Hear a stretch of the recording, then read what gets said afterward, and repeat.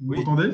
oui, Super. bonjour Khalid, enchanté. Donc, j'espère que je n'ai pas écorché ton nom de famille. Donc, c'est Zmani, c'est ça? Ah non, c'est bon, c'est bien prononcé. Ah, super. Donc, Khalid, enchanté. Bah, écoute, tout d'abord, est-ce que tu peux te présenter rapidement, qu'on sache un peu voilà, bah, qui tu es? Alors moi, je me présente, moi je suis Khaled Ezamani, je suis ingénieur d'État dans le monde de l'impression 3D, de la rétro-ingénierie, de l'accompagnement des projets innovants et de la construction des Fab Labs au Maroc. On a eu une initiative dès l'appel au confinement, Avant de parler de l'initiative, d'où oui, est venue cette passion justement des mathématiques, des sciences, d'accord. de l'ingénierie? Ça t'est venu d'où ça?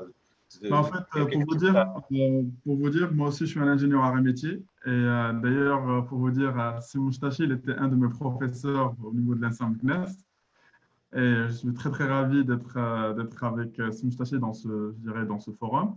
Et en fait, moi, je suis à la base, je suis génie mécanique et structure. Et j'ai choisi d'aller dans les nouvelles technologies, principalement dans l'industrie 4.0, et principalement la composante impression 3D et réalité augmentée, réalité virtuelle. Voilà. Alors, passionnant parce qu'évidemment, ça recoupe énormément de questions. Euh, Là, en fait, si je lis le titre de ce qu'on m'a indiqué, c'est que tu fais une solution d'un système de limitation de la propagation des maladies contagieuses. Qu'est-ce que ça veut dire? Sur quoi tu es en train de travailler? Alors en fait, moi, c'est pas, je dirais, c'est pas ça notre projet. Nous, c'est beaucoup plus le collectif. Je crois que vous parlez de Monsieur Yassir, c'est ça? Oui, D'accord. je parle de ce projet-là que tu défends aujourd'hui, en fait. Alors là, ce que je défends aujourd'hui, c'est le collectif Ingénierie vs Covid-19 Africa. Et, D'accord? en fait, c'est un groupement des ingénieurs, des médecins, des universitaires et des industriels à travers le Maroc. Et ce qu'on a fait, c'est qu'on a travaillé sur des solutions depuis l'appel au confinement. Et c'est à ce moment-là qu'on a commencé avec la production des visières. Et là, je salue l'initiative du club mécatronique. Et là, je parle de l'étudiant Mjadi que j'ai déjà rencontré, je crois, dans un événement des combats de robots. Et là, je suis très, très ravi, je dirais, d'apprendre que depuis un club robotique, on est allé à la production des visières. Et là, pour le collectif, on a pu aller vers plus que 30 000 visières à travers le Maroc. On a pu monter ça sous format de réseau de laboratoires solidaires. Et là, c'est ce qu'on a appelé le Solidarity Lab Cluster au niveau de ce collectif et qui est dans les différentes régions du Maroc. Est-ce que Alors tu là, peux nous montrer une visière, justement, qu'on voilà, voit c'est un ça. peu à quoi ça ressemble? Alors en fait, nous, on a commencé la visière. Ce qui s'est passé, c'est qu'on a commencé par une production par impression 3D. Et là, ça prenait par impression 3D, juste pour le prototype, c'est 1 heure à peu près par visière, pour passer au découpe laser, où on a pu atteindre ou bien dépasser les 100 visières par heure. Et là, on s'est allié avec des industriels des différentes régions du Maroc pour aller vers 2000, 3000 visières par jour. Et là, pour vous dire, notre travail, alhamdoulilah, il a eu une certaine, je dirais, des échos qui a fait à ce qu'on soit aussi sollicité par d'autres pays, je dirais, africains. Et ce qui s'est passé, c'est qu'on a partagé notre expérience en termes de visière avec le Sénégal, avec le Madagascar, l'Égypte, Mali, Bénin, etc. Bénin. Et ce qui se passe maintenant, c'est qu'on est dans leur task force contre le Covid-19 en les supportant sur le how-to. Comme ça, on leur donne la main et qu'ils le fassent eux-mêmes dans un concept de do-it-yourself.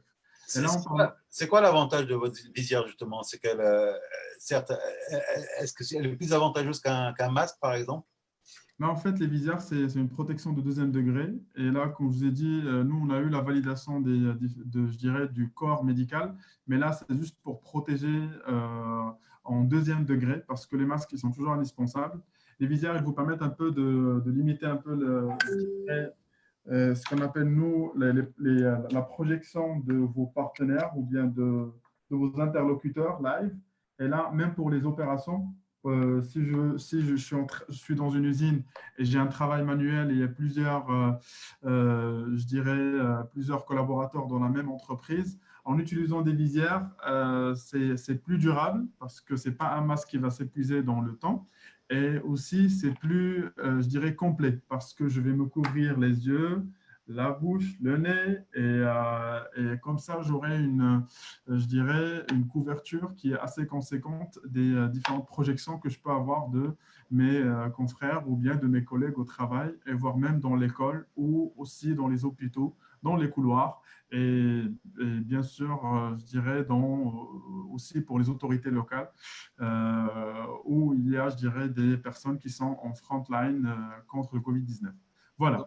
Alors, donc est-ce qu'il y a une notion de coût, évidemment, dès lors qu'on aborde une question d'ordre technique, tu es ingénieur, tu sais très bien qu'il y a un moment ou un autre, cette question-là vient sur le devant de la scène. Est-ce que justement, quel coût ça représente? Quel prix aussi? Enfin, tu as dit que quelque part, vous comptiez plutôt faire du do-it-yourself, notamment avec les pays africains, c'est ça? exact. Bon, en fait, ce qui se passe pour nous, c'est que depuis le départ et dès l'appel au confinement, plusieurs partis et plusieurs citoyens marocains, ils ont fait preuve de patriotisme et de volonté de supporter contre le Covid-19. Alors nous, au niveau du collectif Ingénierie VS Covid-19 Africa, on s'est organisé sous format réseau des laboratoires solidaires.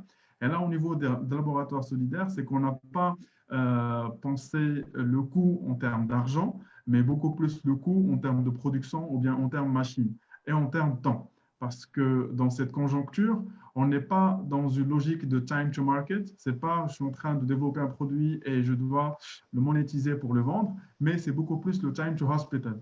Alors là, l'enjeu est plus grand et notre souci, ce n'était pas le coût je dirais, de la visière elle-même, mais beaucoup plus, je dirais, le coût comment dirais-je, c'est le coût de la production par le temps et non pas par les moyens. Et Justement, là, est-ce que les produits sont facilement trouvables, disponibles? On peut non, trouver facilement pour le euh, consommer. c'est ça. En fait, nous, on n'est pas, on se présente pas comme un shop. C'est gratuit, c'est solidaire. Et là, si vous me dites que vous avez besoin d'une visière à Tanger, je vais vous donner un contact sur Tanger qui va vous donner une visière gratuite. C'est ce qu'on a fait depuis l'appel au confinement. Si vous allez me dire que vous avez besoin d'une visière à Fès, je vais vous donner un contact pour récupérer votre visière sur le champ. D'accord? Si vous Donc, avez quel que besoin soit l'endroit au Maroc, on peut avoir une visière qui vient du club ingénierie Covid-19 Africa. voilà, c'est ça. En fait, le collectif, il ne se présente pas comme une entité, mais il se présente beaucoup plus comme un réseau. Et là, alhamdoulilah, on a pu partager cette expérience et on a pu minimiser un peu le coût de production de la lisière. Mais pour vous dire, la nouvelle au Maroc, c'est qu'il y a l'Institut de normalisation connu par Imanor au niveau du ministère de l'Industrie. Maintenant, les visières, ils font objet d'une norme industrielle, comme on avait fait pour les masques tissés. C'est pour ça qu'il faut faire attention un peu avec les visières, c'est qu'on ne peut pas commercialiser une visière maintenant si on ne l'a pas normalisée auprès de Imanor et aussi auprès du CTTC, le centre technique, qui va faire des essais sur vos visières. C'est pour ça que maintenant, on est passé du caractère solidaire des visières vers le caractère industriel et qui est régi par une norme. C'est pour ça qu'il faut faire attention. Commercialiser une visière maintenant, c'est régi par une norme, comme c'est le cas avec les masques tissés, dont on est fier je dirais, depuis l'appel au confinement. Voilà. Ça, c'est la partie. Mani, merci beaucoup. Mais Merci. en fait, juste pour vous dire, les visières, c'est pas ça. C'est pas que ça, parce qu'on est allé de la protection vers la respiration, puis je dirais, puis le dépistage. Alors là, on a parlé protection, et là, on parle des visières. En ce qui concerne la respiration, c'est qu'on a pu avoir Decathlon, comme Céphalodi vous a présenté tout à l'heure, c'est que c'est le collectif Ingénierie VS Covid-19 Africa, avec l'appui du ministère de l'Industrie, qu'on a pu sécuriser le stock des masques Decathlon en Maroc. D'accord? Et là, c'est à travers, je dirais, le travail du collectif avec le ministère de l'Industrie et avec Céphalodi et la société des réanimateurs, on a pu dispatcher ces masques Decathlon dans les différents coins du Maroc. Et là, ces masques Decathlon, ils vont se servir non pas de masque de plongée, mais de masque de respiration. Ça, c'est le volet respiration. Après, toujours au niveau de la respiration, Céphalodi vous a parlé des raccords. Et là, on parle des raccords qui sont imprimés 3D. Et là, je vous donne l'exemple, c'est des raccords qui ont été imprimés avec des matériaux qui sont biocompatibles et qu'on peut, je dirais, utiliser dans l'hôpital pour faire passer de l'oxygène.